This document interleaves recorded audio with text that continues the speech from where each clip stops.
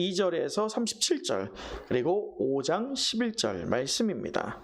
4장 32절에서 37절, 5장 11절 말씀입니다. 우리 한 절씩 교독하여 읽도록 하겠습니다. 믿는 무리가 한 마음과 한 뜻이 되어 모든 물건을 서로 통용하고 자기 재물을 조금이라도 자기 것이라 하는 이가 하나도 없더라. 사도들이 큰 권능으로 주 예수의 부활을 증언하니 우리가 큰 은혜를 받아 그 중에 가난한 사람이 없으니 이는 밭과 집 있는 자는 팔아 그 판 것의 값을 가져다가 사도들의 발 앞에 두매 그들이 각 사람의 필요를 따라 나누어 줌이라. 함께 우리 36절 37절 한번 읽어보도록 하죠. 시작. 구브로에서 난 레이족 사람이 있으니 이름은 요셉이라. 사도들이 일컬어 바나바라. 번역하면 위로의 아들이라 하니 그가 밭이 있음에 팔아 그 값을 가지고 사도들의 발 앞에 두니라. 우리 마지막 5장 11절 또 함께 읽어보도록 하겠습니다. 시작. 온 교회와 이 일을 듣는 사람들이 다 크게 두려워하니라. 네, 우리가 말씀을 이전에 계속 보았죠. 사내들인 공의의 심판대에서 풀려났어요. 베드로와 요한 사도가 풀려났죠. 두려움과 환난이라는 것 때문에 위축되거나 좌절되거나 숨죽이지 않았습니다. 그런데 누가 숨죽였습니까? 지난주 본문에 보면 그 동료들이 분명히 성령 충만했어요, 안 했어요? 성령 충만했지요. 그런데 베드로와 요한이 잡혀 들어가니 자기들도 혹여나 그럴까봐 위축되는 현상이 일어났었습니다. 그런데 이 베드로와 요한을 통해서 그 위축되었던 초대교회 성도들도 다시 한번 무엇을 받습니까? 성령 충만함을 받죠. 그래서 한 마음과 한 목소리로 하나님을 인정하는 기도를 했었다라는 것이 지난주 우리가 나눈 말씀입니다. 그리고 난 다음에 하나님한테 기도했잖아요. 두 가지를 기도했었어요. 무엇과 무엇이었습니까? 자, 기억이 안 나시면 우리 한번 말씀을 같이 보도록 하죠. 29절 한번 읽어보도록 할까요? 우리 29절입니다. 시작. 주여 이제도 그들의 위협함을 굽어 보시옵고. 이게 중요한 게 아니에요. 이게 뭐냐? 내 대적들을 물리쳐 주세요. 이게 아니에요. 그 다음이 중요하죠. 두 가지. 자, 다시 계속 읽어볼까요? 자, 시작. 또 종들로 하여금 담대히 하나님의 말씀을 전하게 하여 주시오. 자, 첫째가 무엇이었습니까? 담대히 하나님 말씀 전하게 해주세요. 나의 안위를 기도한 게 아니었어요. 하나님 말씀을 못하게 해달라고요? 전하게 해달라고. 이게 두 글자로 무엇입니까? 전도. 그 전도도 뭘로 하잖아요. 담대하게 말씀으로 했다. 그게 두 글자로 뭐예요? 네? 전도를 할 때 뭘로 전도를 해야 되잖아요. 복음이죠, 복음. 복음 아니에요. 복음이에요. 복음이고, 두 번째로 이들이 간구했던 게 무엇입니까? 30절에 보면 손을 내밀어 병을 낫게 하시옵고, 이것도 아닙니다. 하나님 내가 기적을 바라게 해주세요. 이런 기도를 한 게 아니에요. 그 뒤에가 중요합니다. 표적과 기사가 거룩한 종, 여기부터 중요합니다. 예수의 이름으로 이루어지게 해달라. 이게 무엇입니까? 누가 드러나게 해달라? 내가 드러나게 해달라? 아니요. 예수님만 드러나게 해주세요. 이 두 가지 기도를 했더니 기적적인 현상이 일어납니다. 그것이 무엇이냐? 우리 31절 다시 한번 읽어보도록 하죠. 31절입니다. 시작. 빌기를 다음에 모인 곳이 진동하더니 우리가 다 성령이 충만하여 담대히 하나님의 말씀을 전하니라. 자, 빌기를 다했어요. 자신들의 원하는 것들을 위해서 기도했습니까? 무엇을 위해서 기도했습니까? 하나님의 나라를 위해서 기도했어요.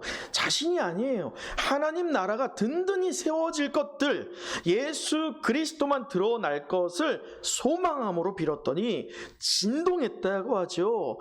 진동하면서 무엇이 임합니까? 성령이에요. 여러분, 이렇습니다. 이러한 하나님의 역사 얼마나 놀랍습니까? 이 하나님의 역사가 우리가 성경 통독을 하고 또 100일의 기적이라는 것을 통해서 기도 노트를 작성해 가면서 우리가 한 마음이 될 때에 우리 은성교회 모든 성도들도 동일한 은혜를 경험하게 되길 간절히 소망합니다. 그렇습니다. 이 오순절 성령 강림 받은 초대교회 얼마나 참 좋습니까? 부러워요. 이런 교회가 오늘날 우리 은성교회가 되어야 될 것 같은데 하나 간과하면 안 될 게 있어요. 무엇이냐? 자, 영적인 전쟁을 했어요. 자, 이겼어요, 졌어요? 자, 지금 우리가 사도행전을 계속 보고 있어요. 사도행전을 계속 볼 때 이 여러 사람들, 예수 그리스도를 믿는 그 무리들의 업앤다운이라는 것이 계속 보여집니다. 처음에 성령 충만을 받기 전에 어떤 상태입니까?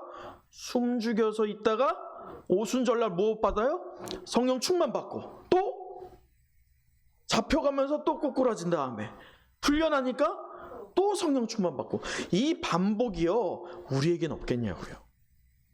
이것은 우리 인간사에 반드시 성도라고 하면 경험하는 것인데, 문제는 사탄의 공격이 점차 여러분 이게 있어요. 사탄이 나한테 어떤 식으로 시험을 하느냐, 이게 여러분의 신앙의 정도가 나타납니다. 다시 말해서, 쉽게 말해서 사탄이 소위 눈에 보여지는 어떤 재정적인 거, 또 육체의 가시, 병, 그리고 어떤 관계, 이런 것들로 시험한다. 물론 시험 당하죠. 근데 그것 때문에 우리가 자주 넘어지기도 하지만 완전히 꼬꾸라진다 라고 하면 우리의 믿음이 사탄에게 있어서는 우월한가요? 낮은가요? 낮은 거예요. 사탄은요, 영적 전쟁에서 우리가 승리하면 승리할수록, 성령 충만 받으면 성령 충만 받을수록 굉장히 지능적이게 됩니다. 어떻게 지능적이느냐? 적을 알고 나를 알면 백전백승인데, 사탄이 우리가 믿는 분이 하나님인 것을 알아요, 몰라요? 알아요. 그런데 사탄이 또 우리를 알아요. 하나님도 알지만 우리도 알아요. 그래서 내가 갖고 있는 약점을 압니다. 그 약점을 공략한다는 것이죠. 여러분, 제가 지난 한 주간 개인적으로 참 마음 아픈 뉴스를 접했습니다. 바로 16개월 된 그 입양아 정인이 사망 사건이죠. 아마도 뉴스를 통해서 보셨을 겁니다. 이 양부모가 8개월 된 아이를 입양을 했어요. 그리고 몇 개월 키웠습니까? 8개월 키웠어요. 이 아이가 그 입양되기 전에 사진과 입양된 직후의 사진과 그리고 8개월 된 이후의 사진을 3개를 비교하는데 아이 얼굴이 달라요. 그 조그만 아이인데도 불구하고요, 얼굴이 어두워집니다. 결국 이 아이의 양 부모들은요, 8개월간 가축 사육만도 못한 대우로 인간의 존엄성을 짓밟는 엽기적인 학대를 했고, 결국에는 아이가 이 학대로 인해서 2020년 10월에 그렇게 허망하게 이 세상을 떠납니다. 근데 이게 왜 지금 이슈가 되느냐? 사실 10월 달에 이미 아이는 사망했고 이미 사건은 종결됐어요. 근데 한 방송에서 이것을 헤집으면서 다시 한번 이슈화가 되고 있는 것인데요. 저는 이것을 보면서 참 마음이 안타까웠던 게, 이 뉴스에 그런 게 나와요. 지인하고 이 양모가 카톡을 하는 내용인데 아이한테 마음이 안 간다는 거예요. 입양을 했는데 마음이 안 간다는 거예요. 여러분, 이성적으로, 아니 인간적으로 한번 생각해 보자고요. 혹여나 마음이 안 가면 어떻게 해야 됩니까? 노력했는데도 마음이 안 가면 안타깝지만 서로를 위해서 파양해야죠. 왜 파양을 안 했을까? 서로에게 가장 나은 방법이 파양일 것 같은데 왜 그랬을까? 매체를 통해서 알게 된 게, 이 양 부모가 2번의 대출을 했더라고요. 근데 2번째 대출이 문제였어요. 두 번째 대출이 나오지 않는 상황에서 이 정인이라는 아이를 입양하면서 2명의 자녀 이상이 될 때 가능한 대출이 열리게 된 거예요. 그 정인이의 목숨값이 얼마인지 혹시 아십니까? 3,300만 원이에요. 그 대출을 받았죠. 소정의 어떤 목적을 달성했습니다. 그리고 아이는 2020년 10월에 죽었어요. 근데 너무 저를 답답하게 하고 그리고 마음 아프게 하는 게 뭐냐면 이 양부모라고 하는 이분들이 소위 무료로 운영되는 수목장에 이 아이를 안치했단 말이에요. 제로. 그런데 그 과정에서 아이를 통해서 소정의 목적을 이미 달성했잖아요. 아이가 10월 달에 안치가 됐고 이슈화된 건 최근입니다. 이 최근 그 몇 개월 동안 이 부모가 몇 번을 아이한테 갔을까요? 한 번도 안 갔다는 거예요. 아이를 위해서 장례 과정에서 소요한 비용이 얼마인 줄 아십니까? 다이소에서 구입한 이 애 액자 하나 3,000원이 다였다고 합니다. 근데 제가 너무 부끄러웠던 게 뭐냐면 이 양부모라고 하는 분들이 목사의 자녀들이에요. 그리고 기독교 대학이라고 명문화되어 있는 포항에 한동대라는 데가 있습니다. 거기 출신들입니다. 여기 더해서 저를 부끄럽게 만든 게 무엇이었냐. 이 양모가 결국 이슈화가 돼서 살인죄 이런 것들로 여러 가지 어려워졌죠. 양모의 그 아버지 되는 목사님께서 변호사를 10명을 고용했어요. 아버지가 자녀를 위해서 세상에 사죄를 해야 되는 모양이 되어야 될 것 같은데 오히려 그 삐뚤어진 아이를 위해서 10명의 변호사를 고용하면서 잘못 없다라는 프레임으로 갔다는 것이죠. 다행스러운 건 그 로펌 회사가 여론 때문에 포기를 했습니다. 2명만 변호를 했다고 하죠.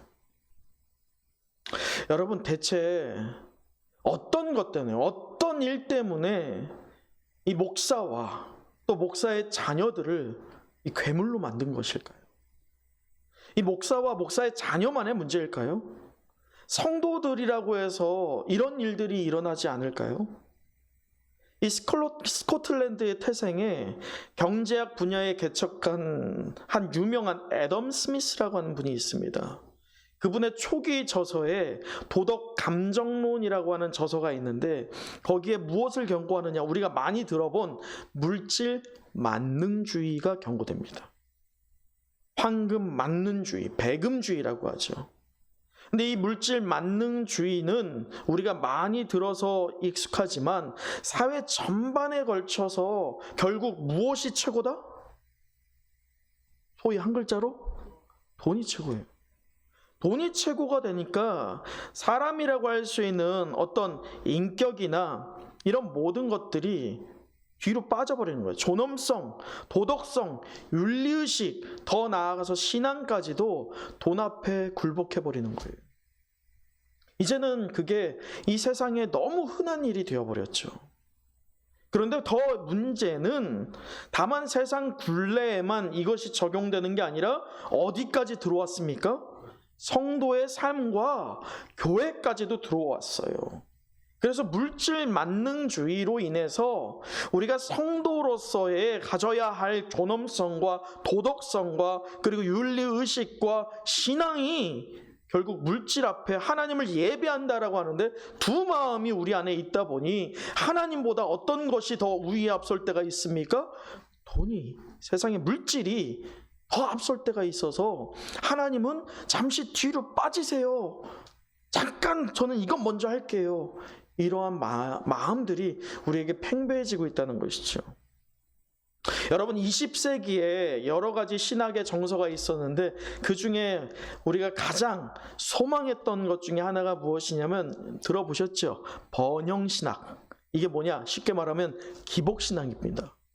기복신학이 무엇이냐? 번영신학이 무엇이냐? 여러분, 이 하나님의 말씀 중에서 우리에게 힘을 주는, 정말 성도로서 기도할 때 하나님 나 이렇게 기도하니까 응답해 주세요 라는 그런 소망을 담은 핵심 구절이 하나가 있습니다. 그게 바로 마태복음 7장 8절이에요. 예수님께서 이러한 기도로 우리에게 말씀하셨는데, 자, 한번 말씀을 같이 보도록 하죠. 앞을 보시고 한번 같이 읽어볼까요? 시작.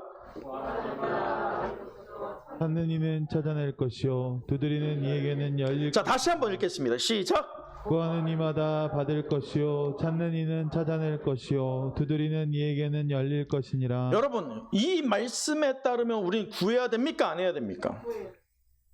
찾아야 됩니까? 안 찾아야 됩니까? 두드려야 됩니까? 안 두드려야 됩니까? 이 말씀에 따르면 하나님께 우리가 간절히 구했을 때 하나님이 주신다, 안 주신다? 주신다는 거예요. 근데 문제는 이 말씀만을 붙잡고 있는 게 바로 기복신학입니다. 이 말씀만을 말이죠. 이 말씀이 우리 기독교의 핵심 구절 중에 하나인데 이 말씀만을 붙잡는 거예요. 그러다 보니 심각한 문제가 하나가 발생이 되는데, 그게 무엇이냐? 세속적으로 자신들을 부요해주게 할 것, 그러니까 내가 신앙으로 뭔가 열심히 하는 것, 또 내가 구하는 것, 그것 때문에 하나님이 나의 신앙을 보시고 또 나의 기도를 들으시고 나를 세상적으로 어떻게 할 거다? 부자 되게 할 거다. 그것이 하나의 오류로 작동을 하게 돼요. 곧 세상적 부유함이라고 하는 이 축복이 바로 믿음의 결실이다라는 입장을 갖게 되죠. 여러분, 이거 반대로 해석하면 어떻게 됩니까? 내가 세상적으로 부자가 아니면 하나님의 축복이 나한테 없다는 거예요. 역으로 해석하면 우리에게 굉장히 마음에 상처를 줄 수 있는 말씀이죠. 바로 여기에 이 문제가 있어요. 경제 원리에 따라서 세상과 똑같이 교회가 움직이게 될 때에 물질 만능주의, 황금 만능주의, 배금주의가 마치 번영신학, 기복신앙과 버무려져서 우리에게 훨씬 더 강하게 와닿게 되는 것입니다.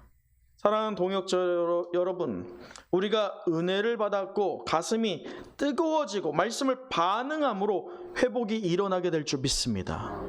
초대 교회도 그랬어요.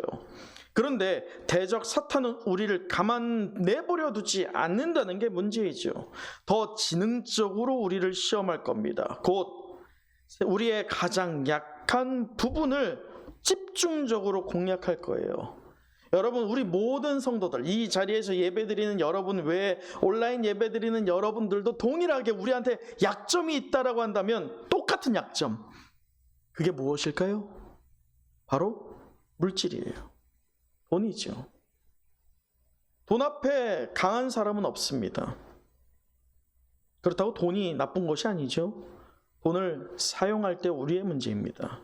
자, 우리가 좀 자존심 상하지만 인정하지 않을 수 없습니다. 돈 앞에 약하다는 것을 말이죠. 그렇다면 물질 앞에 성도와 교회는 어떤 마음의 자세와 신앙의 자세를 가져야 될까? 우리 오늘 말씀을 통해서 한번 그 답을 찾아보자고요. 그리고 해결책을 찾아보고 우리의 삶의 결단으로 적용해 보았으면 좋겠는데요. 우리 32절 다시 한번 읽어보도록 하지요. 32절입니다. 시작. 믿는 무리가 한 마음과 한 뜻이 되어 모든 물건을 서로 통용하고 자기 재물을 조금이라도 자기 것이라 하는 이가 하나도 없더라. 여러분, 이 인과관계가 있어요. 32절에 보면 사람들이 한 마음과 한 뜻 되어서 무엇합니까? 물건을 서로 통용해요. 자, 이것은 어떤 인과관계가 있는데 이들이 이렇게 할 수 있었던 근원이 그 앞에 무엇이 있기 때문이었어요? 그 한마음 한뜻이 되기 위해서 이들이 노력이 아니라 무엇이 있었기 때문에 한마음 한뜻이 된 거예요. 성령 충만이에요. 성령 충만 받았기에 한마음과 한뜻 된 겁니다. 여러분, 우리가 이전에 말씀을 봤는데 한번 같이 한번 보도록 하죠. 1장 4절을 보면 우리 사도행전 1장 4절 앞을 보시죠. 같이 한번 읽어보도록 할게요. 자, 시작. 사도와 함께 모이사 그들에게 분부하여 이르시되 예루살렘을 무엇하지 말고 떠나지 말고 내게서 들은 바 아버지께서 무엇한 것? 약속한 게 무엇입니까? 성령을 기다리라 라는 것 때문에 기다리잖아요. 자, 기다리는 이들이 어떠한 것들이 있느냐. 자, 우리 4장 24절 그리고 오늘 32절 이렇게 한번 보면, 자, 앞에 화면을 보세요. 자, 1장 14절에도 예수의 아우들과 더불어 무엇을 같이 하여? 마음을 같이 하죠. 4장 24절에도 보면 그들이 듣고 무엇으로? 한 마음으로. 4장 32절 오늘 보면 믿는 무리가 어떤 것으로? 한 마음과 한 뜻. 자, 여러분 요 세 가지의 인과관계를 보자고요. 1장 그리고 4장 24절 4장 32절 이것들을 보았을 때 한 마음이 지금 생기고 있는데 성도들에게 말이지요, 이것들이 자신들의 노력이었어요? 이 공동체의 어떤 의지였습니까? 아니었어요. 누가 준 것입니까? 성령을 하나님께서 주기 때문에 한 마음이 된 거예요. 여러분 이것을 반대로 해석해 보면 한 마음 안 되고 있다. 이것은 무엇이 없는 겁니까? 성령이 없는 거예요. 이건 우리 한국 교회와 성도들에게 경고의 경종을 울리는 것입니다. 한국 교회가 한 마음 되지 못하고 있다. 한 교회 안에 성도들이 한 마음 되지 못하고 있다. 결국은 그 교회와 그 성도들의 마음에 무엇이 부재하다? 성령이 부재하다. 그게 바로 오늘 우리의 상황일 수 있다는 것입니다. 이것이 반복적으로 일어나고 있는데, 그렇습니다. 이 대적 사탄이, 또 이 사탄이 지배하는 세상이 믿는 성도와 교회에 어떤 것을 가장 두려워할까요? 자, 아까 한 마음을 줬잖아요. 자, 1장에서도 그렇고 4장에서도 그렇고 아까 말했죠. 이 상태, 업앤다운. 자, 우리가 성경을 분명히 봤어요. 사도행전도. 그리고 여러분도 분명히 경험했습니다. 우리가 은혜를 쫙 느낄 때가 있어요. 와, 나 이렇게 죽어도 어디 갈 것 같다? 아, 나 천국 갈 것 같다. 그럴 때가 있어요, 없어요? 있죠. 자, 그런 상태로 쭉 갑니까? 아, 쭉 가면 너무 좋죠. 안 그래요? 쭉 가다 보면 어떻게 돼요? 확 떨어져요.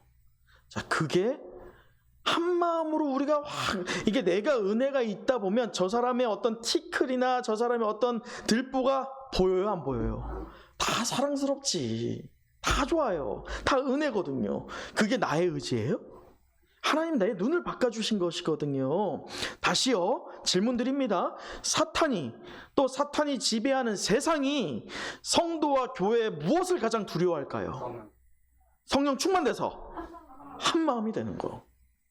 한 마음이 되는 것을, 성령 충만해서 한 마음이 되는 것을 사탄이 제일 싫어한다는 거예요. 그래서 한 마음이 될 때마다 사탄은 지능적으로 성도와 교회를 공격한다는 것입니다. 하나님을 의지하는 우리의 성도의 마음을 분열케 한다는 것이죠. 자, 하나님의 뜻대로 한 마음과 한 뜻이 된 이 초대교회 안에서 개인주의와 이기주의 있어요, 없어요? 있었지만 성령 충만할수록, 자, 우리 안에 두 가지가 있어요. 어떤 게 있냐면 성령의 소욕과 육체의 소욕 두 가지가 있습니다. 육체의 소욕 없으신 분 있습니까? 두 개가 다 공존합니다.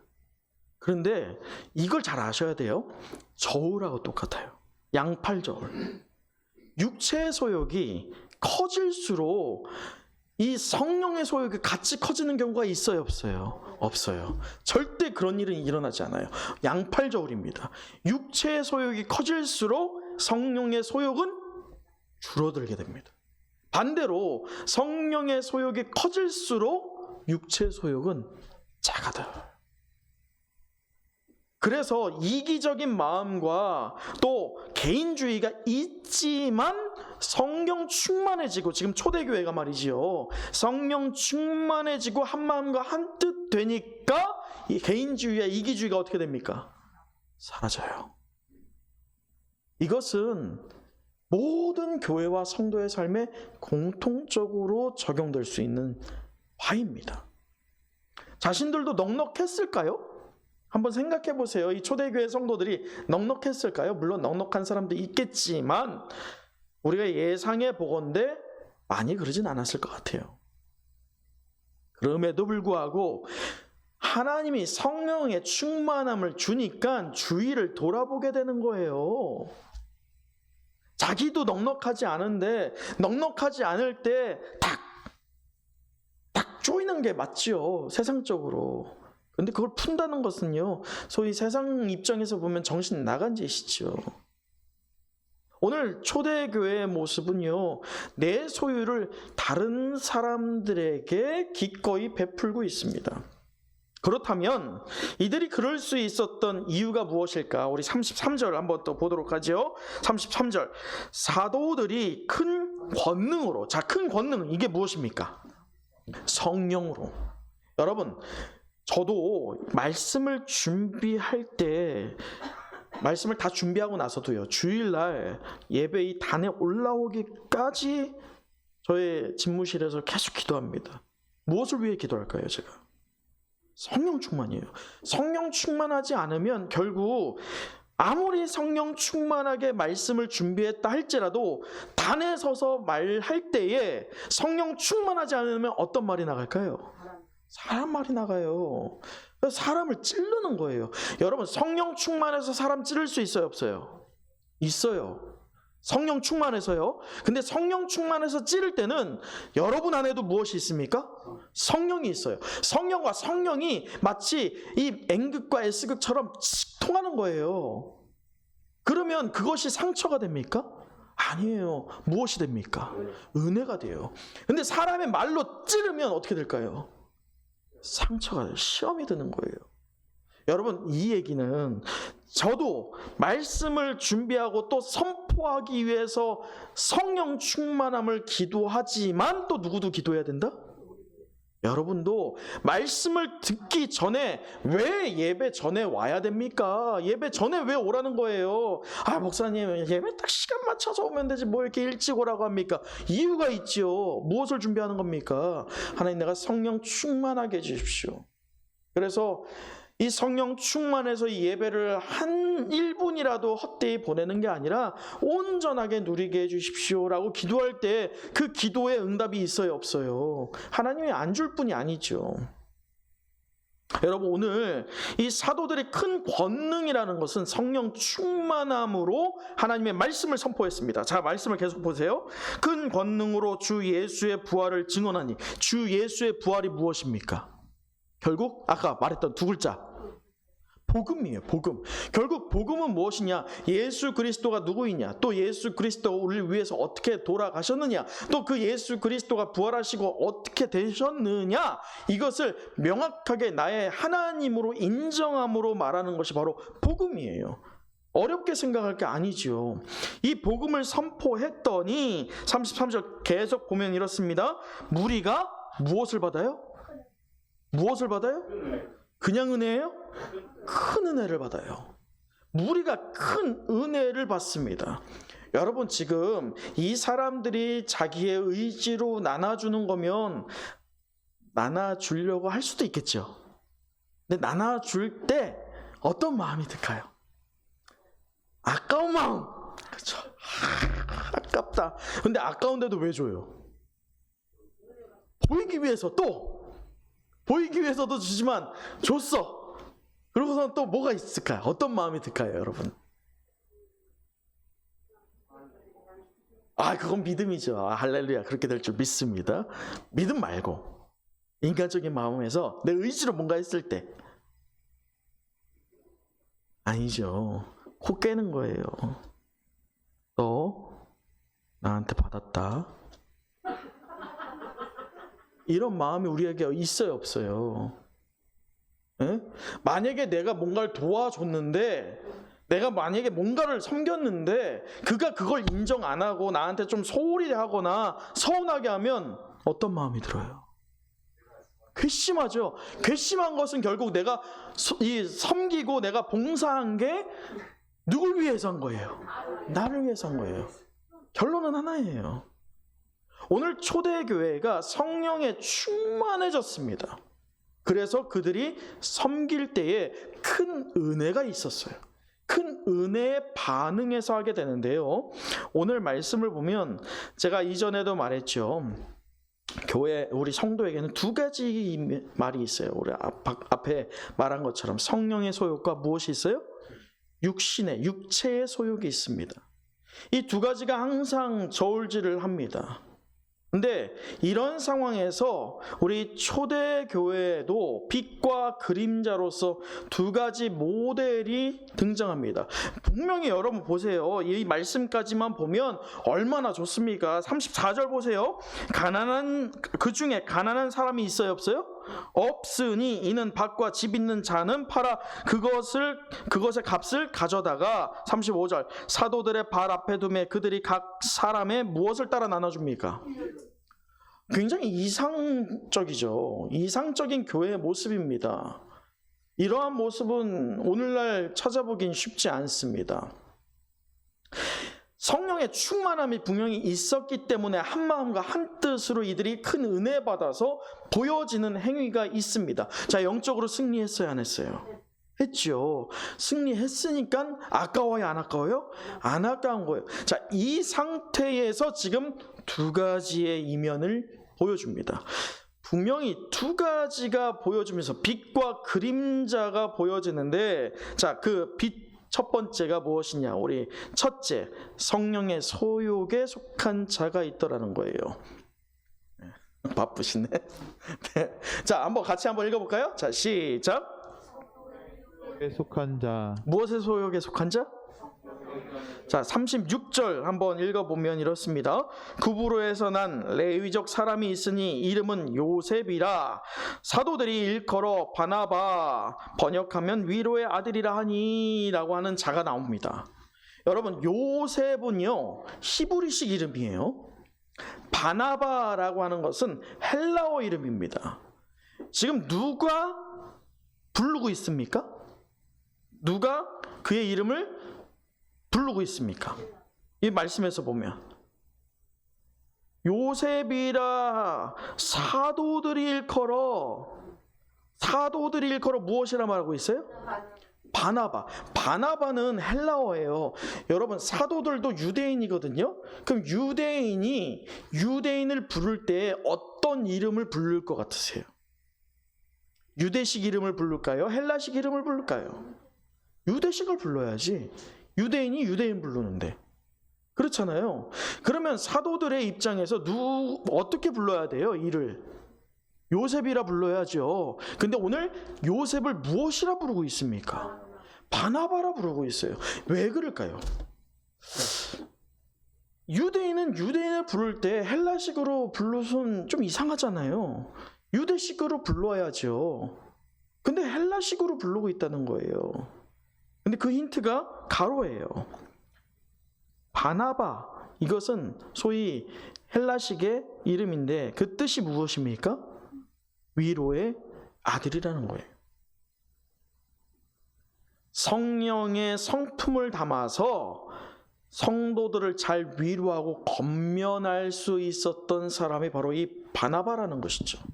자, 그는 초대교회 성도였습니다. 자, 그 역시 성령 충만함 받았어요, 안 받았어요? 받았어요. 자, 그래서 한 마음과 한 뜻으로 초대교회 구성원의 은혜를 체험했어요, 안 했어요? 큰 은혜를 체험했어요. 자, 그러면서 37절 그가 밭이 있음에 팔아 그 값을 가지고 누구의 앞에 둡니까? 사도들 발 앞에 두었다라고 합니다. 여러분, 이 바나바라고 하는 이가 구브로 태생이라고 하죠. 이 구브로가 어떤 지역이냐면 이 소위 구브로 섬인데 광산이 유명합니다. 구브로 섬은요. 그래서 구리가 많이 채취됩니다. 여러분, 구리는 과거에도 비쌌지만 지금도 굉장히 비쌉니다. 이 구브로라고 하는 지역에서 그래서 많은 부자들이 있었는데 이 오늘 바나바라고 하는 이의 조상되는 사람들도 부자였을 거라는 거예요. 자, 그런데 지금 타국에 있습니다. 그 타국에 있는 자들이 돈을 많이 벌었어요. 그러면 이제 어디에 투자할까요?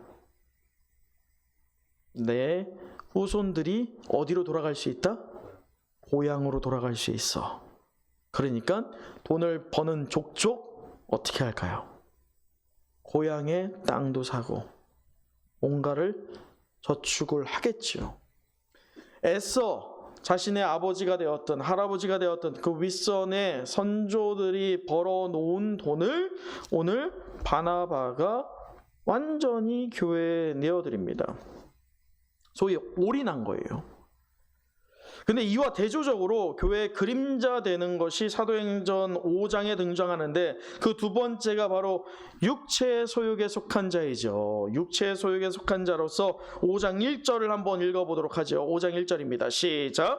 아나니아와 하는 사람이 그의 아내 삽비라와 더불어 소유를 팔아. 자, 우리 너무 잘 알고 있는 내용입니다. 아나니아와 삽비라. 자, 2절에서 밝히듯이 그 값에 얼마를 감추었습니다. 아내가 알아요, 몰라요? 압니다. 그 이후에 얼마만 가져다가 사도들 발 앞에 둡니다. 여러분, 아나니아와 삽비라가 행한 행동이 죄입니까, 아닙니까? 여러분 잘 생각해야 돼요. 여기서 죄입니까, 아닙니까? 왜 아닐까요?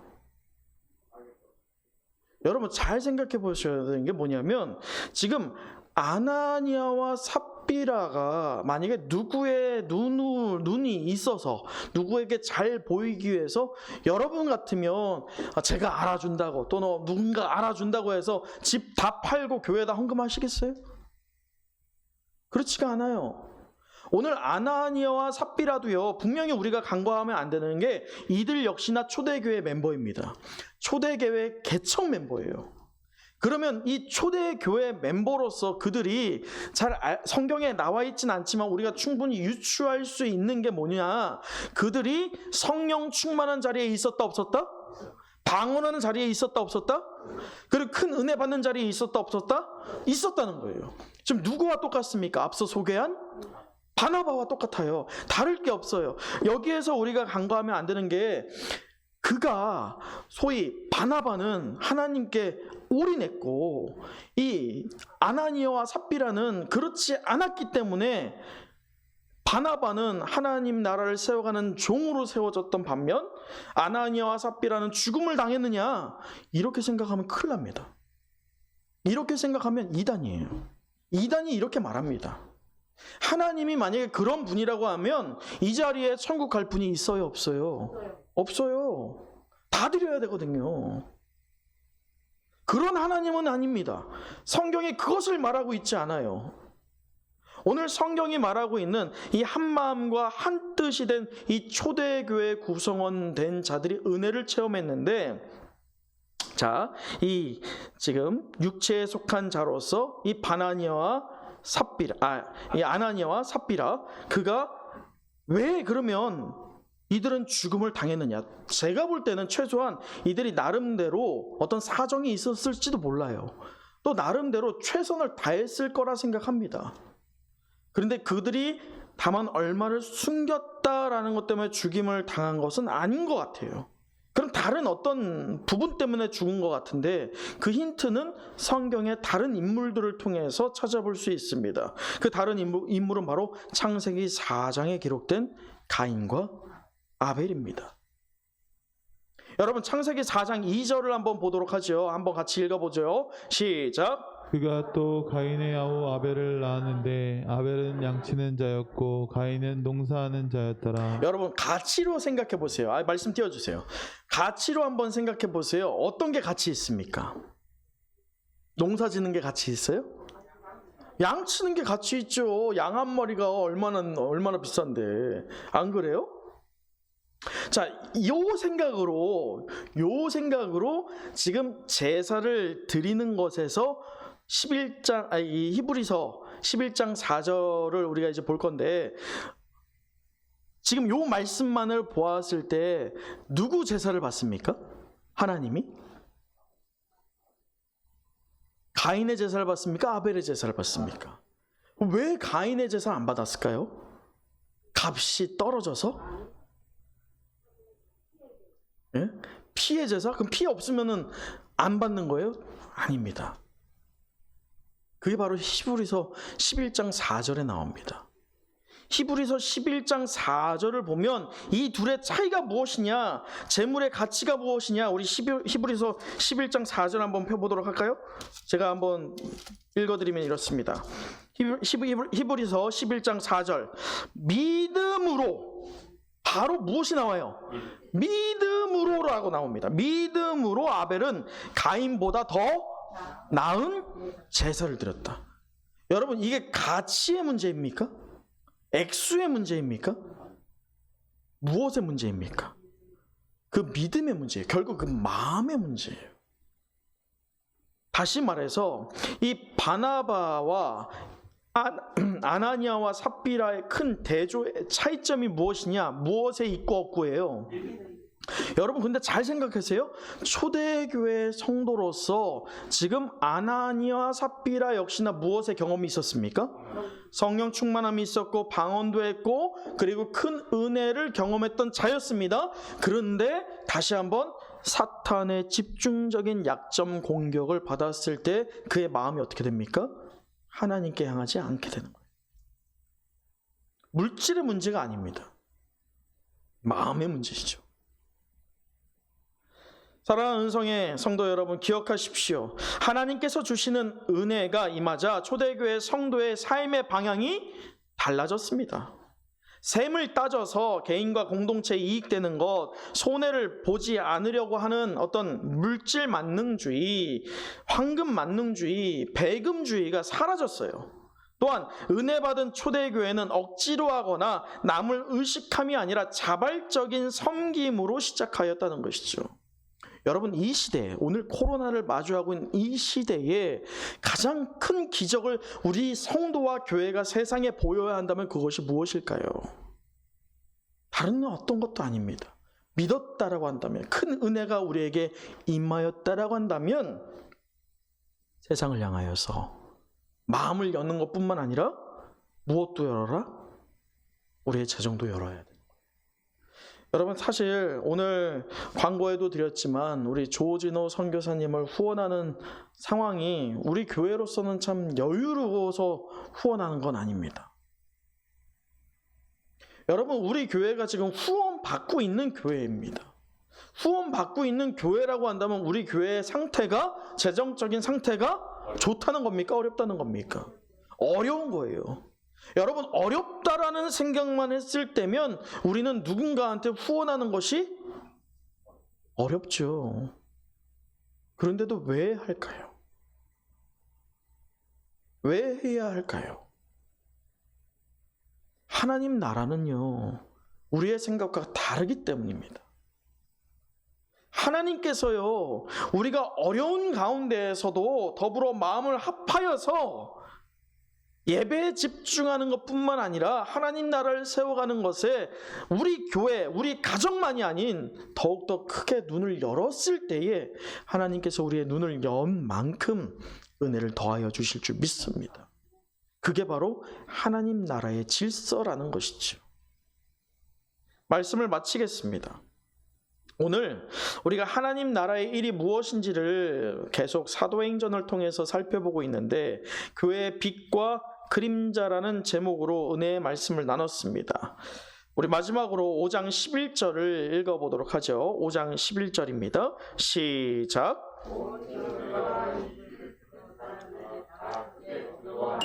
여러분, 이 말씀에서 온 교회에서 이런 일이 일어납니다. 온 교회. 왜 온 교회야? 이 일을 듣는 사람들, 이 일을 듣는 사람들은 외부 교회 구성원이 아닐 수 있어요. 근데 우리가 집중해야 볼 것은 온 교회, 이 뒤에를 빼고요, 온 교회가 다 크게 두려워하니라. 여러분, 왜 교회가 두려워할까요? 분명히 초대교회가 한 마음이 되었고 한 뜻이 되었고 큰 은혜를 받았는데 이 아나니아와 삽비라가 죽은 것 때문에 왜 두려워하고 있을까요? 그들은 두려워하면 안 되는 것이지요. 왜 두려워할까요? 맞아요. 같은 마음이 있었기 때문에. 아나니아와 삽비라만 콕 집은 게 아니에요. 어찌 보면 이 아나니아와 삽비라가 교회 대표가 된 것일 뿐이지 그들이 결국 누구다? 우리 교회의 모습이다. 이렇게 봐야 된다는 겁니다. 여러분, 우리가 흔히 성령 충만에 대해서 착각하는 게 있어요. 성령 충만하면 뭔가 눈에 보여지는 어떤 내가 경험, 체험, 그래서 능력이 있었고 나 이런 기적을 체험했고 이래서 나 이랬어요 라고 하면서 그 각자의 성령 충만함을 설명하기도 합니다. 그런데 그게 성령 충만일까요? 진정한 성령 충만은요, 신비적인 체험에 있지 않습니다. 아예 없을 수도 있어요. 성령 충만했지만 신비적인 체험이 말이죠. 근데 정작 성경에서 성령 충만한 자들이 보여지고 있는 것은요, 오늘 아나니아와 삽비라도 성령 충만해서 무언가 보여줬던 사람들입니다. 그러나 그들은 비참한 죽음을 맞이했죠. 그래서 눈에 보여지는 어떤 드러나는 것 때문에 성령 충만했다 말해서는 안 된다는 거예요. 그러면 성령 충만이 무엇이냐? 각자의 허락된 삶에서 하나님을 진정으로 찬양하고 또 주신 은혜를 감사하고 주신 말씀에 순종하여서 자발적인 섬김과 봉사와 헌신이라는 그것이 우리에게 가장 큰 기적으로 드러날 때 그게 바로 성령 충만일 줄 믿습니다. 설교 초두에 나누었던 입양아 정인이 사건처럼 우리의 모든 관계가 돈에 세상적인 물질에 얽혀버린다면 교회는 희망이 될 수 없습니다. 성도로서 여러분 무엇을 소망하면서 사시겠습니까? 사탄이 지배하는 세상이 추구하는 물질이 여러분이 가장 소망하는 1순위이십니까? 성령 충만함과 하나님 주시는 은혜가 우리의 가장 소망하는 1순위 되길 간절히 축원합니다. 그래서 여러분 통해서 기적이 나타날 줄 믿습니다. 우리 은성교회 통해서 기적이 드러나길 간절히 소망합니다. 그 결과 비로소 세상의 진정한 빛과 소금의 역할을 감당하는 축복된 인생 되기를 간절히 간구할 때 하나님께서 차고 넘치는 은혜를 우리에게 부어주실 줄 믿습니다. 기도하겠습니다.